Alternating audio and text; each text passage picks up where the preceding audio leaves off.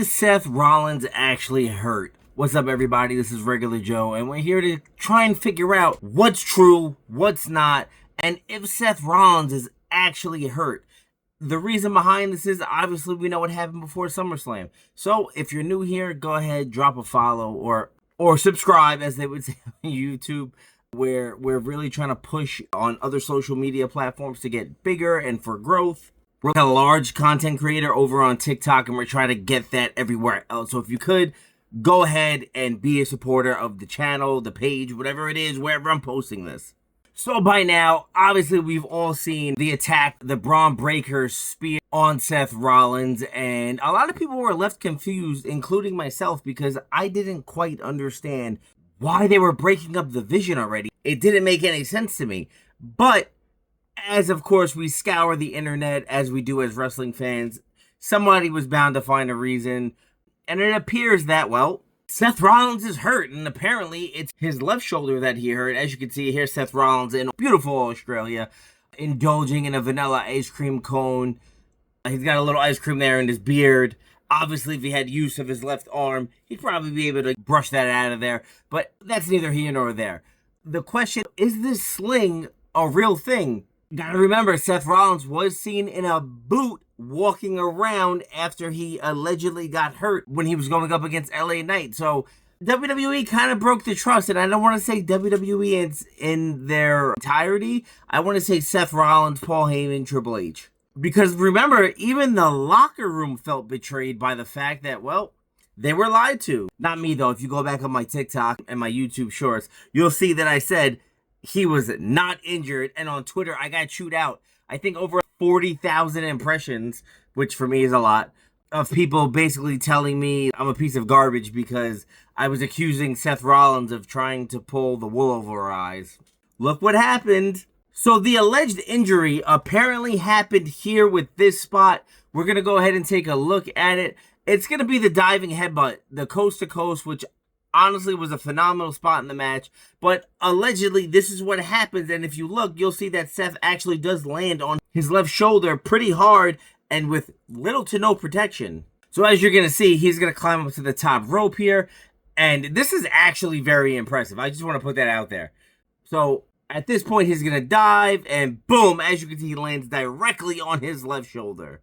And it's now here at this point where you can't really tell because we're pretty far zoomed out from someone's camera at the show.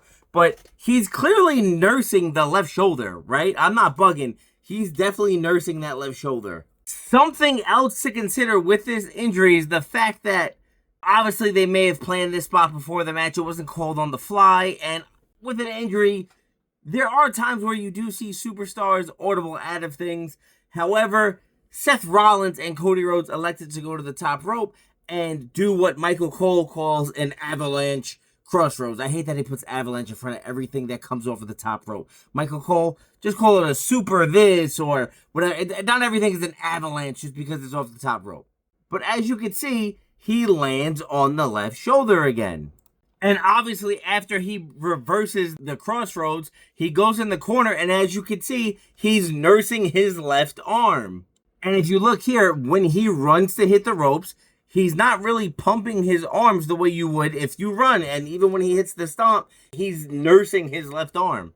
Now, I was able to find some footage of what happened after Monday Night Raw went off air. And this is Seth Rollins being helped out of the arena. Now, if you notice, once again, he is holding his left elbow. He's nursing that arm. And he's keeping it close to his body. Even there where he pushes down and tells the trainers don't touch him, he does it with his right arm, not his left arm. And it's very clear that he's definitely nursing it. And he does this the whole way out of the arena. Now, the problem with this whole scenario is, like I said, the fact that WWE did break the fans' trust, as well as everybody in the locker room and everybody working at WWE, with the exception of a very select handful of people, which we know, let's face it, it was pretty much done for a season 2 of WWE Unreal. Damn well, that's really one of the big driving forces behind it. Obviously, you have the surprise element of the Money in the Bank cash-in. They probably wanted to do something a little different, so this is killing two birds with one stone.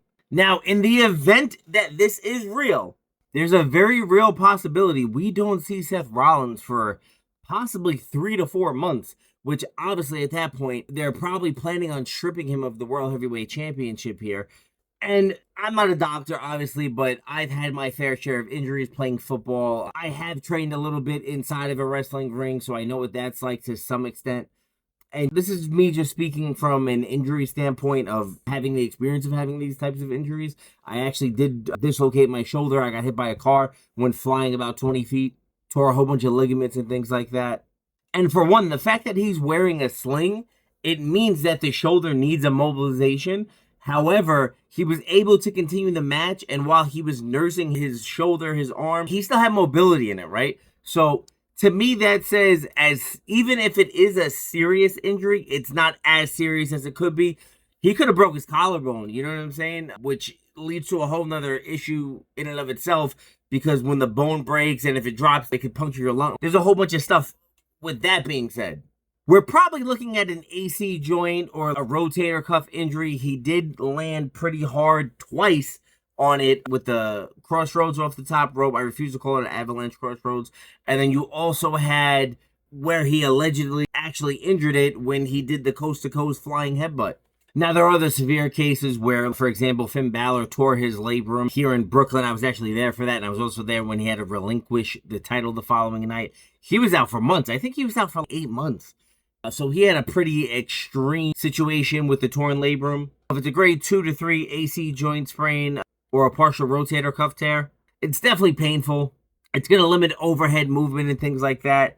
But obviously, it was stable enough for him to finish the match. If I had to guess, we're looking at someplace north of 8 weeks of healing, which is probably why he's going to end up having to relinquish the belt. And when I say north of 8 weeks, I'm not talking 9 weeks. You're probably talking closer to 12, maybe in the 12 to 16 range. At that point, that puts us at 3 to 4 months. And so, like I said, if it's minor or moderate, we're going to look probably in the 4 to 6 week range, which is going to land Seth Rollins back in the WWE around Survivor Series, maybe early December.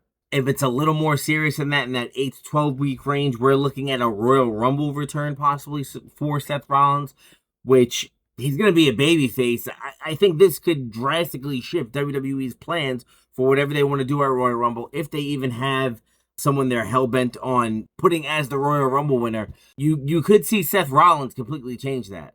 And obviously, if this is a surgical repair, we're probably going to look somewhere in the 3 to 6 month range, which is unfortunately going to have to miss Survivor Series and Royal Rumble. But it'll put him on pace to be back at WrestleMania, to which he already has a built-in story with Bron Breakker at this point. Bron Breakker is the one that turned on him. I think he would want to go after him first. I know Bronson Reed and Paul Heyman followed suit, but Bron Breakker was the catalyst for all this, kayfabe-wise, right?